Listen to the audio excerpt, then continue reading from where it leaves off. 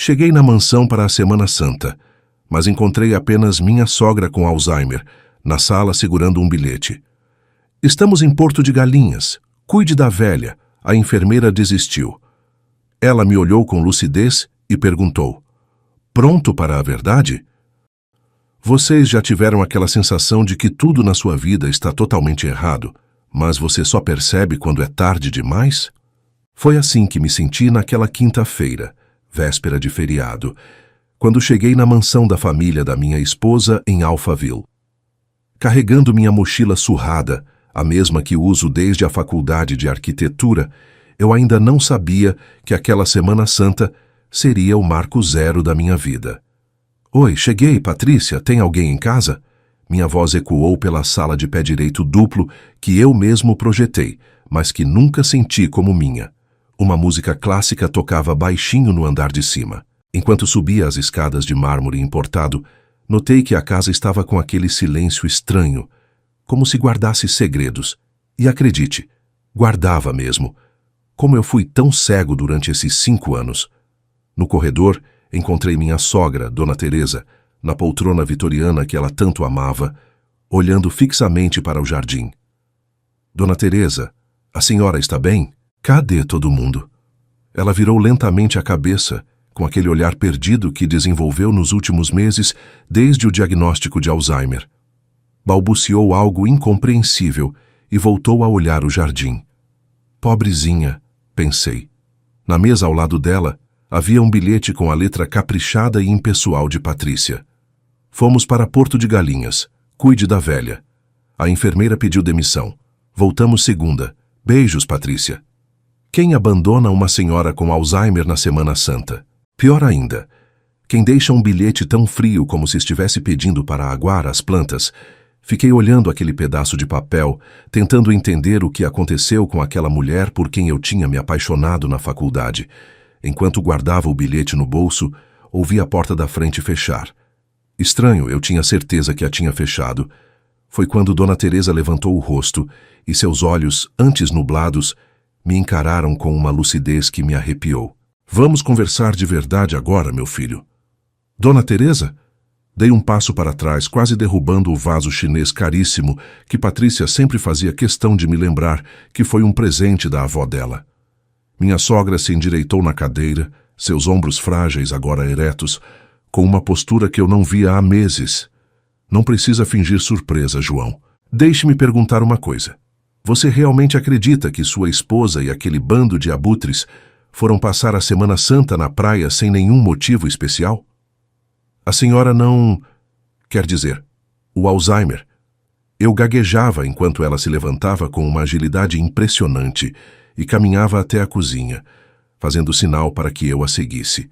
Abriu a geladeira e mostrou, praticamente vazia, exceto por um iogurte vencido e uma garrafa de água.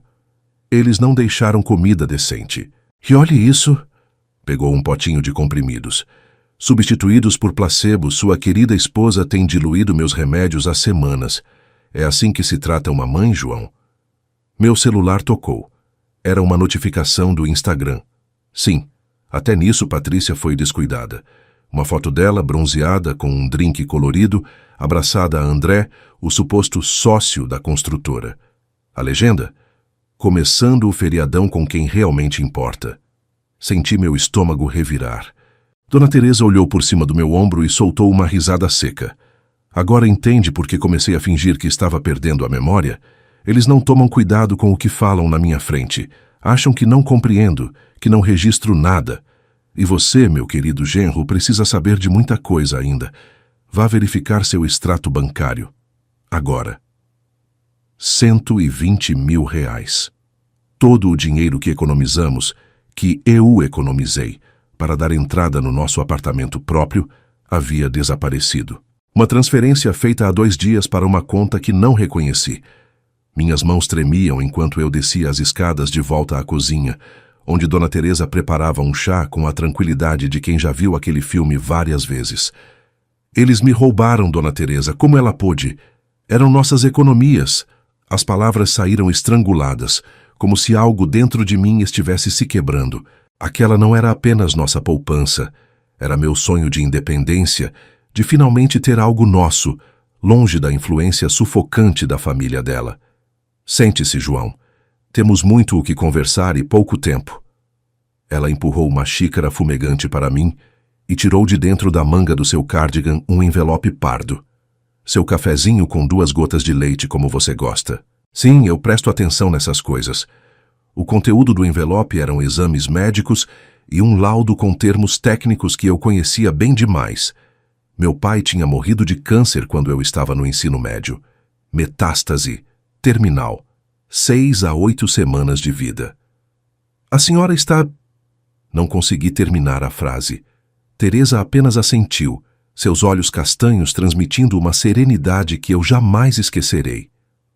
Estou morrendo, João, e quero morrer em paz, com dignidade. Mas aqueles que deveriam me amar decidiram que eu não mereço nem isso. Sabe o que significa a Semana Santa para mim? Sua voz falhou pela primeira vez. Sou católica desde pequena. Este deveria ser um momento de família, de reflexão. E o que eles fizeram? Me abandonaram com remédios falsos. Você realmente acha que conheceu Patrícia por acaso naquela batida de carro? Teresa serviu mais chá, enquanto eu processava suas palavras. Aquela coincidência em que ela bateu levemente na traseira do seu carro velho? A memória veio como um flash. Eu, recém-formado, dirigindo meu Uno 97, quando uma BMW me acerta levemente. A motorista? Uma Patrícia deslumbrante, em pânico teatral, pedindo 1000 desculpas. Como não aceitei seu dinheiro, ela insistiu em me pagar um café. Uma semana depois, estávamos namorando. Não, isso não pode ser.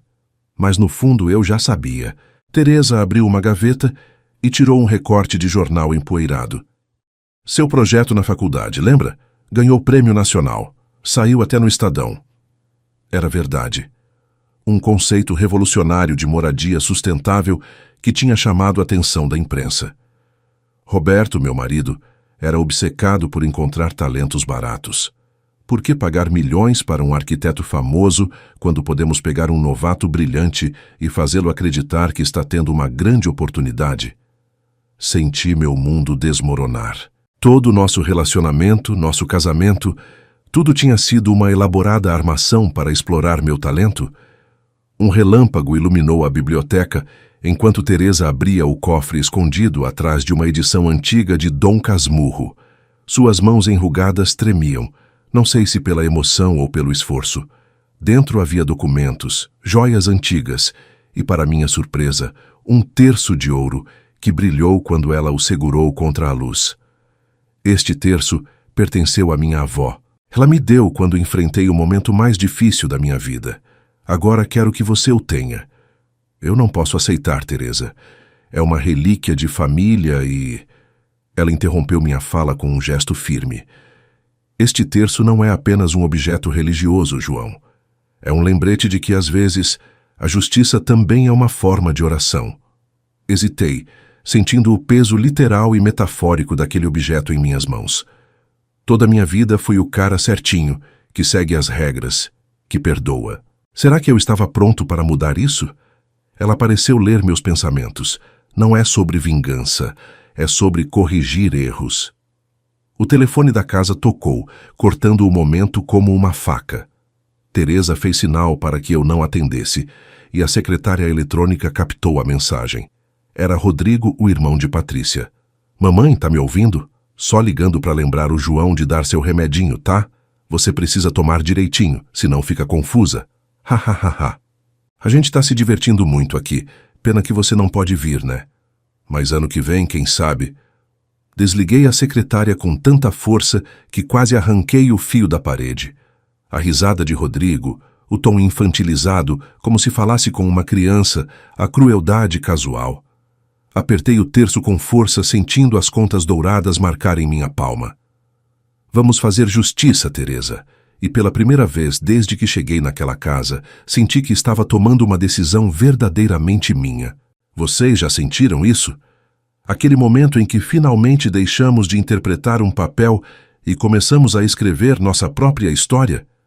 Na manhã seguinte, enquanto preparava um café da manhã decente para Teresa, ovos com torrada do jeito que ela gostava. Elaboramos nosso plano.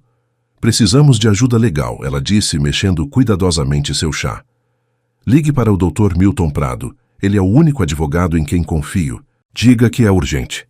Fiz a ligação, surpreso quando o homem atendeu no primeiro toque e concordou em vir imediatamente, após eu mencionar o nome de Teresa. Comecei a fotografar tudo. A geladeira vazia, os remédios adulterados, o estado da casa.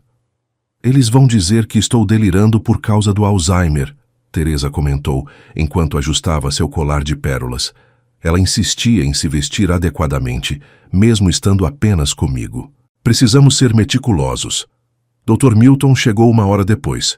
Um senhor elegante de terno impecável e olhar perspicaz que se transformou em pura indignação ao ver a situação. Dona Teresa, isto é absolutamente inaceitável. Estávamos discutindo os detalhes legais quando ouvimos o som de chaves na porta da frente. Trocamos olhares alarmados. Quem poderia ser? Patrícia tinha dito que voltariam apenas na segunda. Dr. Milton, por favor, espere na biblioteca, sussurrou Teresa rapidamente. O advogado mal teve tempo de se retirar quando Carolina, prima de Patrícia, entrou na cozinha com várias sacolas de supermercado. João, que surpresa te encontrar aqui. Vim trazer algumas coisas para a tia Teresa. Não acreditei quando soube que eles viajaram sem ela. Os olhos de Carolina se fixaram em Teresa, que imediatamente reassumiu seu papel de senhora confusa. Oh, querida, é você? Pensei que fosse a moça do correio. Enquanto Carolina arrumava as compras, eu observava suas reações desconfiado. Ela parecia genuinamente preocupada, mas naquela família, quem eu poderia realmente confiar? Teresa, porém, me surpreendeu com uma piscadela quase imperceptível quando Carolina se virou. Deixe-a ficar, murmurou tão baixo que mal pude ouvir. Ela pode ser útil, ou nos revelar mais do que imagina. Nos dias seguintes, Carolina se tornou presença constante na casa. Trazia comida, ajudava com a medicação correta de Teresa e até dormiu no quarto de hóspedes algumas noites. Não consigo acreditar que eles te deixaram sozinho com ela nesse estado, comentou, enquanto lavávamos a louça do jantar. Seu ombro ocasionalmente tocava o meu, um contato que me deixava estranhamente confortável. Patrícia sempre foi... Bem, digamos que ela nunca foi a pessoa mais atenciosa da família. Gradualmente, comecei a baixar minha guarda. Carolina me ouvia desabafar sobre meu casamento, sobre como me sentia invisível na empresa, apesar de meus projetos serem os mais lucrativos. Eles nunca te valorizaram, João. Todo mundo da família sabe disso. Uma noite, enquanto Teresa dormia, mostrei a Carolina o bilhete deixado por Patrícia. Ela leu em silêncio, seu rosto endurecendo. Típico dela. Sabe, tem coisas sobre sua esposa que você provavelmente nem imagina. Numa quarta-feira à tarde, voltei de uma reunião com o Dr. Milton. Estávamos preparando toda a documentação necessária e encontrei a casa estranhamente silenciosa. Teresa tirava seu cochilo habitual, mas Carolina não estava na sala ou na cozinha. Subi as escadas silenciosamente e, ao passar pelo escritório, notei a porta entreaberta. Lá estava Carolina, remexendo freneticamente nas gavetas da escrivaninha. Meu coração acelerou. Será que tinha me enganado? Será que ela era mais uma espiã da família? O que você está fazendo? Perguntei, fazendo-a saltar de susto. Papéis caíram no chão, documentos antigos da construtora, pelo que pude ver. Carolina não tentou fugir ou inventar desculpas, o que me surpreendeu. Em vez disso, encarou-me com uma determinação que não combinava com a pessoa gentil que conheci nos últimos dias. Precisamos conversar, João. Não sou quem você pensa, mas também não sou inimiga. Estou procurando provas de algo que suspeito há anos, algo sobre Teresa e a morte do tio Roberto, que ninguém na família tem coragem de questionar. O quê? Fechei a porta do escritório, sentindo que aquela conversa precisava ser privada. Carolina se sentou na poltrona de couro, esfregando o rosto com as mãos. Você não acha estranho que um homem saudável como meu tio Roberto tenha morrido tão repentinamente de um ataque cardíaco? e que coincidentemente apenas Teresa estivesse em casa naquela noite. As insinuações dela me atingiram como um soco. Teresa, uma assassina? A mesma senhora frágil que me contava histórias de sua juventude enquanto tomávamos chá. Isso é absurdo, Carolina. Teresa pode ter seus segredos, mas ela não... Parei ao ver a expressão dela. O que você realmente sabe? Carolina tirou do bolso uma foto antiga, amarelada nas bordas. Mostrava uma Teresa mais jovem, com olheiras profundas, segurando duas meninas pequenas, Patrícia e sua irmã mais nova que morreu na adolescência. Olhe para os olhos dela, João. Este não é o olhar de uma esposa feliz. Este é o olhar de alguém que está no limite. Confuso e abalado, desci as escadas rapidamente e encontrei Teresa acordada, sentada na varanda observando o jardim. O céu estava carregado novamente, prometendo mais chuva. A Carolina está fazendo acusações sérias sobre você e seu marido. Falei sem rodeios mostrando a foto. Teresa a pegou com cuidado, seus dedos traçando os contornos das filhas pequenas. Por um momento interminável, ela permaneceu em silêncio, e temi que estivesse tendo um episódio real de confusão. Então ela levantou os olhos, tão lúcidos e penetrantes que me fizeram recuar. Então ela finalmente descobriu. A voz de Teresa era quase um sussurro. Sente-se, João. Há uma história que preciso contar, uma história que nunca contei a ninguém. Sobre um monstro que dormia na cama ao meu lado, sobre duas meninas indefesas, e sobre uma noite em que eu tive que fazer uma escolha terrível. As primeiras gotas de chuva começaram a cair lá fora, marcando o ritmo de uma confissão que mudaria para sempre minha percepção sobre justiça e perdão. E vocês? O que fariam no meu lugar? Continuariam ouvindo ou prefeririam permanecer na confortável ignorância? Roberto não era o homem que todos pensavam conhecer. A voz de Teresa tremia, mas seus olhos permaneciam secos. Lá fora, era o empresário respeitado, o pai dedicado. Aqui dentro, ela apontou para as paredes da casa como se pudessem testemunhar. Aqui ele era outra pessoa. Começou quando Patrícia tinha 9 anos. Eu notava algo estranho nos olhares, na forma como ele insistia em dar banho nela, em como ela começou a ficar quieta, retraída. Durante as semanas seguintes, nossa aliança se fortaleceu. Carolina, agora conhecendo toda a verdade, tornou-se parte integral do nosso plano. Estávamos prontos para enfrentar Patrícia e Rodrigo quando retornassem, com documentos, provas, o testamento de Teresa já devidamente registrado. Mas então, numa manhã de terça-feira, nossa estratégia quase desmoronou. Eu tinha saído para encontrar Dr. Milton, e ao voltar, encontrei uma ambulância estacionada na frente da casa. O que aconteceu? Gritei para Carolina, que estava pálida no jardim. Dona Cida, a vizinha, viu Teresa desmaiada pela janela e chamou socorro. Dentro da casa, paramédicos atendiam minha sogra, enquanto um médico de jaleco, que eu reconheci como Dr. Alves, amigo da família, nos olhava com desconfiança. Por que ela não está no hospital recebendo o tratamento adequado para o câncer? E por que ninguém da família foi informado sobre a gravidade do quadro? As perguntas soavam como acusações. Naquela noite, depois que conseguimos convencer Dr. Alves a não hospitalizar Teresa, ela mesma insistiu veementemente. Percebi que estávamos numa encruzilhada. Teresa estava claramente piorando mais rápido que o esperado. Talvez devêssemos desistir, murmurei para Carolina enquanto observávamos Teresa dormir. Ela precisa de cuidados médicos intensivos. Teresa abriu os olhos naquele momento como se tivesse ouvido. Nem pense nisso. Sua voz era fraca, mas determinada. Viver com propósito estes últimos dias vale mais que semanas abandonada em um hospital. Prometa, João. Prometa que vamos até o fim. No dia seguinte, recebi uma ligação que poderia mudar tudo. Era Marcelo Bueno, um renomado arquiteto com quem tinha trabalhado brevemente antes de conhecer Patrícia. João, estou montando uma equipe para um projeto internacional. Lembrei do seu conceito de moradias sustentáveis. Interesse?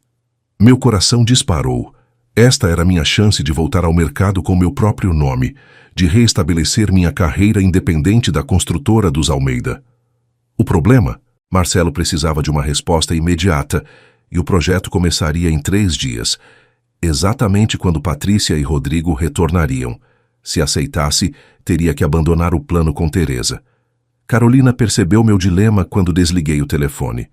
É sua carreira, não é? Assenti mudo. Passei a noite em claro, pesando minhas opções. De um lado, minha chance de recomeçar profissionalmente. Do outro, a promessa feita a uma mulher moribunda. A justiça que ela merecia. Na manhã seguinte, liguei para Marcelo. Sinto muito. Não vou poder participar. Quando desliguei, senti um misto de tristeza e libertação.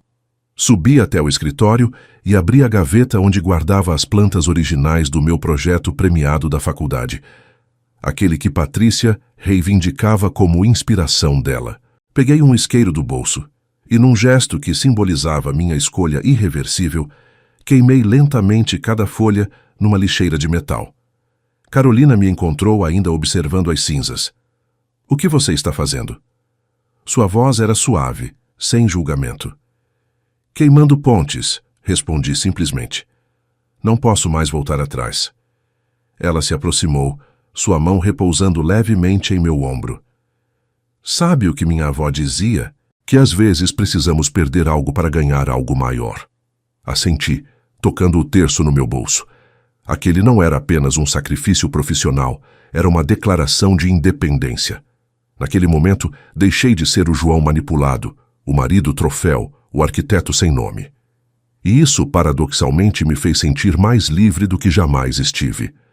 Na sexta-feira, acordei sobressaltado com um barulho na cozinha. Encontrei Carolina e Teresa cercadas de ingredientes, flocão de milho espalhado pelo balcão. O que vocês... Teresa sorriu, o rosto iluminado como não via há dias. Estamos fazendo cuscuz, a receita da minha mãe, que ela preparava toda sexta-feira santa. Carolina me empurrou um avental. Vem ajudar, seu preguiçoso. Precisamos de alguém com músculos para mexer essa massa. Foi a manhã mais estranha e mais bonita que passei naquela casa. Entre instruções detalhadas de Teresa. Não, João. Mais queijo ralado. Minha mãe sempre dizia que o segredo está no queijo. E risadas quando eu deixava cair flocão no chão, me senti parte de uma família de verdade pela primeira vez desde que me mudei para São Paulo. Vocês já tiveram aquele momento em que pensam, então é assim que deveria ser? Pois é, foi exatamente isso que senti. Enquanto esperávamos o cuscuz assar, Teresa contou histórias da sua infância no interior da Bahia. Como fugia para nadar no rio contra a vontade dos pais, como conheceu Roberto num baile quando tinha apenas 16 anos, como sonhava em ser professora antes de se casar. Eu tinha outros planos, sabe? Queria estudar, viajar. A vida é engraçada. A gente pensa que tem tempo infinito para realizar sonhos, mas aí... Ela não terminou a frase, não precisava. Naquele momento, prometi a mim mesmo que, não importa o que acontecesse depois, eu não adiaria mais meus próprios sonhos. O cuscuz ficou pronto exatamente ao meio-dia, enchendo a casa com um aroma agradável e acolhedor. Teresa comeu apenas algumas colheradas, mas seu sorriso ao provar indicava que a receita tinha ficado perfeita. Depois, pediu para descansar um pouco. Ajudamo-na a subir para o quarto. Ela insistia em usar o dela, não o de hóspedes, para morrer em minha própria cama com minhas coisas. Enquanto Carolina organizava seus medicamentos, Teresa segurou meu braço com força surpreendente.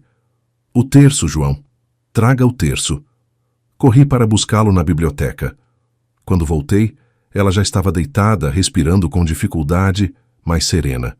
Coloquei o terço dourado entre seus dedos e ela começou a recitar uma prece antiga que eu não conhecia. O que eu não sabia, então, é que em poucas horas eu estaria repetindo aquela mesma prece para ela. Foi às 3 da tarde daquela sexta-feira santa que Teresa partiu. Um momento quase cinematográfico. Lá fora, o céu escureceu de repente, como se a natureza soubesse. Ela estava segurando o terço dourado com uma mão e a minha com a outra. Carolina tinha saído para buscar mais medicação para a dor, então éramos só nós dois. João, sussurrou ela, sua voz quase inaudível. Prometa que não vai deixar que eles saiam impunes, não por vingança, por justiça. Eu prometo, Teresa. Minha voz falhou. Como é possível sentir tanto por alguém que conheci de verdade por menos de uma semana? Ela apertou minha mão com uma força surpreendente para alguém tão frágil. Repita comigo: Nossa Senhora do Perpétuo Socorro. E assim, repetindo palavra por palavra, uma oração que nunca tinha ouvido antes, me despedi de uma das pessoas mais extraordinárias que já conheci. Quando Carolina voltou, encontrou-me ainda segurando a mão de Teresa, as contas douradas do terço entrelaçadas entre nossos dedos. Os próximos 2 dias foram um borrão de providências práticas. Dr. Milton apareceu imediatamente após minha ligação, trazendo consigo toda a documentação necessária para um velório discreto, mas digno. Ela deixou instruções específicas, explicou ele, mostrando-me um envelope que Teresa havia preparado anos antes. Nada de ostentação, apenas uma cerimônia simples, e sem avisar a família até que tudo esteja concluído. Aquela mulher tinha pensado em tudo, até nos mínimos detalhes do próprio funeral. No domingo, depois do enterro que contou apenas com a presença minha, de Carolina e do Dr. Milton, além de 2 enfermeiros do hospital que aparentemente haviam cuidado de Teresa anos antes e guardavam grande carinho por ela, voltamos para a mansão. Era hora de preparar a casa para o retorno da família. Você tem certeza que quer seguir com isso? Perguntou Carolina enquanto organizávamos os medicamentos de Teresa, agora inúteis em caixas. Olhei para o terço dourado que agora carregava no bolso da calça. Não era apenas uma promessa a uma mulher moribunda. Era um compromisso comigo mesmo. Nunca tive tanta certeza de algo na minha vida. Quarta-feira chegou ensolarada e quente, como se a natureza estivesse zombando do drama que estava prestes a se desenrolar. Carolina e eu tomamos café na varanda em silêncio. Dr. Milton chegaria em algumas horas com os documentos finais. No escritório, tínhamos preparado uma espécie de exposição cronológica. Fotos da viagem da família, extraídas das redes sociais, lado a lado com imagens de Teresa em seus últimos dias. O bilhete frio de Patrícia, confrontado com o laudo médico, demonstrando a gravidade do estado de sua mãe. Você acha que eles vão sentir alguma coisa? Perguntei, enquanto ajeitava pela 10ª vez os documentos sobre a mesa. Carolina suspirou, seus olhos refletindo uma tristeza antiga. Remorso? Não. Medo de perder dinheiro e status? Com certeza. Ela hesitou, brincando com a xícara. João, tem uma coisa que você deveria saber. Rodrigo ligou para um dos diretores da construtora ontem à noite. Aparentemente, eles marcaram uma reunião importante aqui para hoje à tarde. Algo sobre novos investidores. O som de pneus na entrada me arrancou dos meus pensamentos. Trocamos olhares alarmados. Era cedo demais para ser qualquer um dos convidados. Corri para a janela e meu coração disparou. A BMW conversível de Patrícia, brilhando ao sol. Eles tinham voltado antes do previsto. Carolina, sussurrei, minha boca subitamente seca. Eles chegaram. Ela apertou minha mão brevemente. Lembra do que Teresa diria? Coragem não é não ter medo, é agir apesar dele. Tomei uma respiração profunda e me dirigi à porta da frente. Por um segundo, hesitei, a mão na maçaneta. E se eu simplesmente fugisse? Voltasse para Minas, recomeçasse do zero? Mas então senti o peso do terço no meu bolso e soube que não havia volta. É engraçado como certos objetos ganham significados que transcendem seu valor material, não é? Joãozinho, que saudade! Patrícia entrou como um furacão, toda bronzeada e perfumada, jogando as malas no hall de entrada, como se esperasse que algum empregado as recolhesse. Atrás dela, Rodrigo carregava sacolas de compras de marcas caríssimas. Ambos pareciam ter saído de um catálogo de resort, com roupas leves e caras, óculos de sol de grife, sorrisos artificiais. Como foi com a mamãe? Deu muito trabalho? Patrícia perguntou enquanto verificava as mensagens no celular, sem realmente esperar uma resposta. Sua mãe morreu na Sexta-feira Santa, disse finalmente, cada palavra saindo como uma pedra. Por um segundo, literalmente um segundo, vi algo como dor nos olhos de Patrícia, mas logo foi substituído por outro sentimento. Raiva? Não. Cálculo. O quê? Como assim? Por que você não nos avisou? Meu Deus, o enterro... Ela não completou a frase, mas entendi. O enterro público, o evento social, as condolências, tudo perdido. Rodrigo deixou cair as sacolas, seu rosto pálido contrastando com o bronzeado artificial. Você não tinha o direito. Era nossa mãe. Como você pôde enterrá-la sem nos avisar?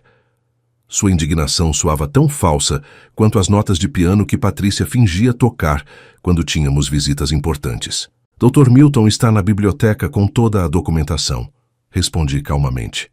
Inclusive o Novo Testamento que Teresa assinou 3 dias antes de falecer. Vocês gostariam de conhecer os termos agora ou preferem guardar para depois da reunião com os investidores? A menção à reunião foi como jogar gasolina no fogo. Rodrigo xingou alto, enquanto Patrícia me encarava, seus olhos verdes, tão parecidos com os da mãe, mas sem a mesma profundidade, faiscando de ódio. O que você fez? O que você e aquela velha planejaram? Ela avançou em minha direção, mas parou ao ouvir a voz calma de Dr. Milton vinda da porta da biblioteca. Senhora Mendes, eu sugiro que mantenha a compostura. Há testemunhas presentes e, mais importante, há câmeras de segurança instaladas recentemente nesta residência. A campainha soou exatamente nesse momento. Os investidores, 3 homens argentinos liderados pelo Sr. Herrera, um senhor de cabelos grisalhos, entraram na sala já carregada de tensão. Patrícia tentou recompor-se instantaneamente, mas seu esforço foi inútil quando o Dr. Milton começou a explicar calmamente a situação. Estes senhores vieram para uma reunião de negócios, mas talvez devessem conhecer a ética de seus potenciais parceiros primeiro. Foi quando Carolina deu um passo à frente, olhando diretamente para Rodrigo. Por que não contamos a ele sobre seu pai, Rodrigo? Que história é essa? Sr. Herrera perguntou, seu sotaque argentino mais pronunciado devido à tensão. Carolina manteve-se firme, mesmo quando Rodrigo avançou em sua direção, ameaçador. Estou falando sobre como o grande patriarca Roberto Almeida abusava das próprias filhas, e como alguns membros da família sabiam e preferiram o dinheiro ao invés da verdade. O silêncio que se seguiu foi ensurdecedor. Um dos investidores mais jovens murmurou algo em espanhol e recuou em direção à porta. Isso é absurdo. Uma caluniosa tentativa de destruir a reputação da nossa família. Patrícia gritou, mas sua voz estremeceu ao final. Ela sabia que era verdade. Dr. Milton, mostre a eles o vídeo. No telão da sala, instalado para apresentações de projetos, surgiu o rosto de Teresa. Meu nome é Teresa Almeida, e estou gravando este depoimento em pleno uso das minhas faculdades mentais. Sua voz, ainda que fraca, ecoava com uma autoridade incontestável. O depoimento de 12 minutos expôs não apenas o abuso familiar, mas também as práticas antiéticas da construtora. Quando o vídeo terminou, Patrícia estava irreconhecível, sua máscara de perfeição completamente despedaçada. Em um último ato desesperado, ela agarrou seu celular e ligou para alguém. André, preciso que venha aqui agora. É uma emergência. Sem perceber, falava no viva voz. A voz irritada de André respondeu. Não posso agora. Estou com minha esposa. Já não bastou aquele projeto que você disse que poderíamos usar sem pagar direitos autorais ao seu marido. Os investidores argentinos trocaram olhares horrorizados. Sr. Herrera pigarreou e ajustou a gravata. Senhores, creio que temos informações suficientes para reconsiderar esta parceria. Depois que todos saíram, os investidores, Dr. Milton, até Carolina, que discretamente se retirou para dar-nos privacidade, restamos apenas eu e Patrícia na enorme sala que agora parecia fria demais. Ela permaneceu em silêncio por um longo tempo, encarando o vazio. Quando finalmente falou, sua voz estava despida de toda a arrogância anterior. João, você não entende. Cresci naquela casa, com aquele homem. Fiz o que precisava para sobreviver. Era a primeira vez que a via vulnerável de verdade, sem calculismo. Patrícia, eu... Ela se aproximou, seus olhos vermelhos, mas sem lágrimas. Típico dela, mesmo destruída, mantinha o controle. Podemos recomeçar, João. Longe daqui, longe de todas essas lembranças. Sua mão tocou meu rosto com uma delicadeza estudada que me era tão familiar. Estou grávida. As palavras caíram como bombas no silêncio. Descobri na viagem. Não contei para ninguém. É nosso filho, nossa família. Por um momento, apenas um instante, senti o mundo balançar. Um filho? Todas as vezes que conversamos sobre isso, ela tinha dito que não estava pronta. Então notei algo no sofá, a bolsa dela aberta, revelando uma cartela de anticoncepcionais com comprimidos claramente usados até o dia anterior. A última manipulação. Patrícia percebeu meu olhar e seu rosto mudou instantaneamente, a doçura forçada dando lugar à raiva. Tudo bem, não estou grávida, mas poderíamos tentar, João. Pense nas possibilidades. Rodrigo vai perder tudo, a construtora será nossa. Ela não falava em amor, em reconstruir nossa relação. Falava em negócios, em vantagens. Alcancei minha carteira e lentamente retirei minha aliança de casamento. Sabe qual foi minha verdadeira herança de Teresa, Patrícia? Não foi esta casa, nem o dinheiro. Foi a liberdade. Coloquei em suas mãos a aliança e um envelope com cópias de todos os projetos que Patrícia havia roubado de mim. Fique com o resto, se conseguir. Seu rosto contorceu-se numa mistura de desespero e fúria. Você não vai sobreviver um dia neste mercado sem mim. Vou destruir sua reputação. Você não é ninguém, João. Ninguém. Caminhei até a porta sem olhar para trás. Lá fora, Carolina esperava no carro. Para onde vamos? Perguntou suavemente. Para Minas. Para casa. E pela primeira vez em anos, essas palavras fizeram completo sentido.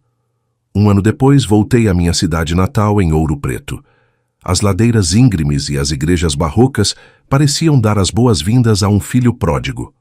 Com uma pequena parte do dinheiro deixado por Teresa, a maior parte doei para instituições de combate ao câncer, conforme seu desejo, abri um escritório de arquitetura especializado em restauração de patrimônio histórico e projetos sociais. No meu escritório, o terço dourado estava emoldurado, não como símbolo religioso, mas como lembrete de que justiça e redenção podem vir dos lugares mais inesperados. As notícias sobre os Almeida chegavam ocasionalmente. A construtora faliu após perder seus principais clientes e enfrentar processos por plágio de projetos arquitetônicos.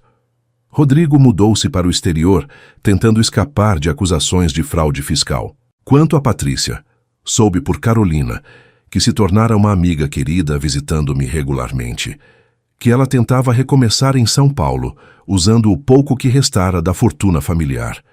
Às vezes me pergunto se ela finalmente encontrou alguma paz, se conseguiu se libertar dos fantasmas do pai. Mas essa é uma história que não me pertence mais. Numa tarde de Sexta-feira Santa, exatamente um ano após a morte de Teresa, visitei o pequeno cemitério onde a enterramos. Levei um ramo de flores brancas e um pequeno pote de cuscuz, preparado seguindo sua receita, com bastante queijo. Oi, Teresa, falei, sentindo-me bobo por falar sozinho, mas precisava daquele ritual. Vim te contar que estou bem, que tudo deu certo, de um jeito que não esperávamos.